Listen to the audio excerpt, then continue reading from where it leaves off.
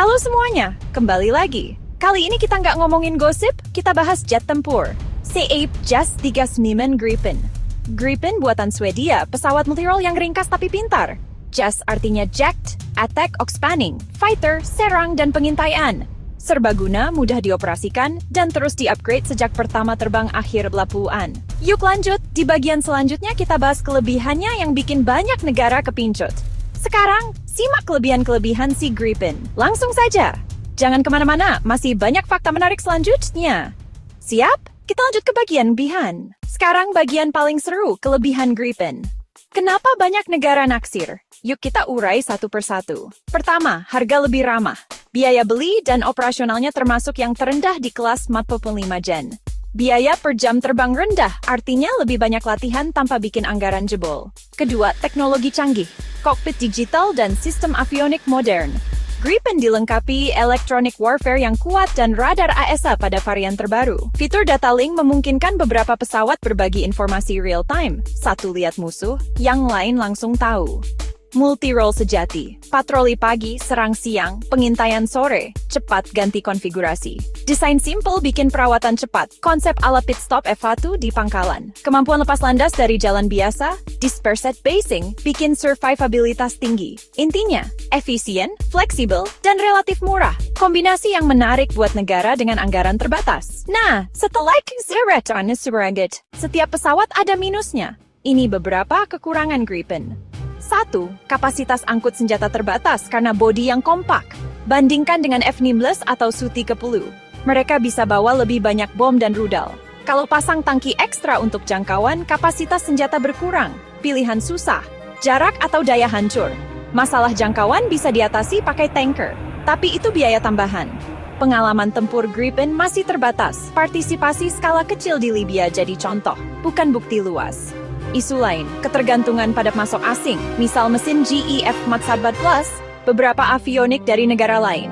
Kalau hubungan politik memburuk, pasokan suku cadang dan upgrade bisa terhambat. Jadi meski efisien, ada trade-off strategis yang harus diperhitungkan. Langsung, bagaimana kalau kita bandingkan Gripen dengan jet lain? Saatnya adu-aduan singkat. Gripen versus beberapa jet populer.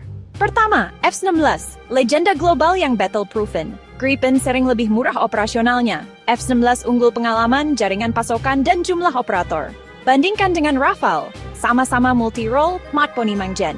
Rafale bisa bawa muatan lebih banyak dan memiliki jangkauan kemampuan tertentu seperti Super Cruise, tapi harganya jauh lebih tinggi. Sukhoi Su-35 dikenal super manuver dan jangkauan jauh, petinju kelas berat. Tapi biaya operasional Sukhoi jauh tinggi dan avioniknya dinilai kurang modern oleh sebagian pihak. Intinya, pilih sesuai kebutuhan negara, efisiensi dan modernitas. Versus daya angkut jangkauan Rafale Sukhoi, versus pengalaman jaringan F-16. Setiap pilihan ada kompromi. Sekarang kita ke fakta-fakta unik yang jarang orang tahu. Segmen favorit Ayu. Fakta-fakta unik tentang Gripen. Fakta 1. Gripen didesain agar bisa dirawat oleh teknisi muda atau conscript. Sistemnya sederhana dan otomatis mendiagnosis masalah. Fakta 2. Swedia mempraktikkan pendaratan di jalan raya. Ruas diperkuat untuk jadi landasan darurat. Dispersed basing membuat armada lebih sulit dilumpuhkan dalam serangan awal. Fakta 3. Prototipe sempat mengalami kecelakaan awal karena software kontrol terlampau sensitif, pilot selamat dan sistem diperbaiki. Fakta 4. Pada versi EF, sistem kritis dipisah dari fungsi non-kritis, mempermudah upgrade software tanpa sertifikasi ulang besar. Jadi Gripen itu dirancang praktis, mudah dimodernisasi, dan punya cerita pengembangan yang menarik.